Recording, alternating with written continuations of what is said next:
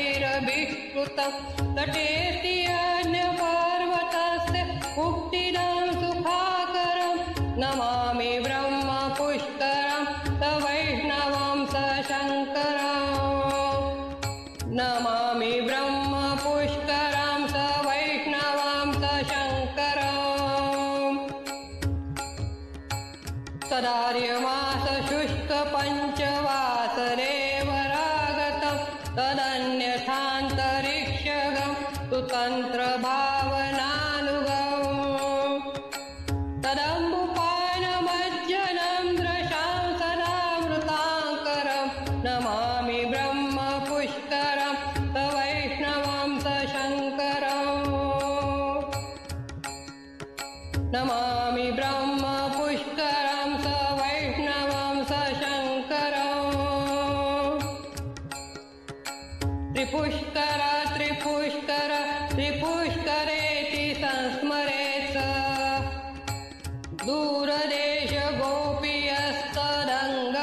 दूरदेशगोपीयस्तदङ्गपापनाशनम्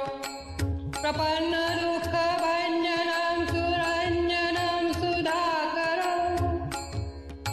नमामि ब्रह्मपुष्करं सवैष्णवं सशङ्करं नमामि ब्रह्मपुष्करं सवैष्णवं सशङ्करम् मृकण्डुमङ्कणौ पुलस्य कण्वपर्वतासिता अगस्त्य भार्गवौ दधीचि नारदौ शुकादयः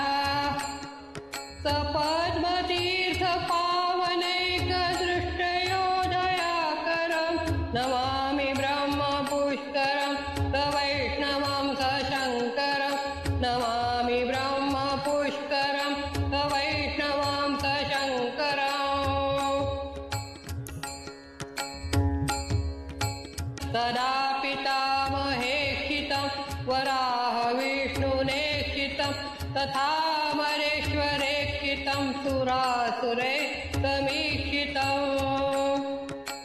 इहैव भुक्तिमुक्तिदं प्रजाकरं घनाकरं नमामि ब्रह्मपुष्करं सवैष्णवं सशङ्करम्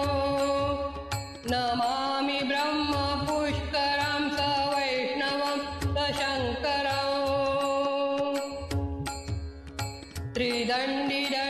ब्रह्मचारितापसै सुसेवितं पुरार्धचन्द्रप्राप्तदेवनन्दिकेश्वराभिधे सवैद्यनाथ नीलकण्ठसेवितं सुधाकरं नमामि ब्रह्मपुष्करं सवैष्णवं सशङ्करं नमामि ब्रह्मपुष्करं सवैष्णवं सशङ्करम् सुपञ्चदा सरस्वती विराजते यदन्तरे तथैकयोजनायतं विभाति तीर्थनायकम् अनेकदेवतापैत्रतीर्थसागर रसाकरं नमामि ब्रह्मपुष्करं सवैष्णवं सशङ्करं नमामि ब्रह्मपुष्करं सवैष्णवं सशङ्करम् यमादिसंयुतो नरस्त्रिपुष्करं निमज्जति पितामहश्च माधवोऽपि माधव प्रसन्नताम् प्रयाति तत्पदं ददात्ययत्नतो गुणाकरं नमामि ब्रह्मपुष्करं सवैष्णवं सशङ्करं नमामि ब्रह्मपुष्करं सवैष्णवं सशङ्करम् नमः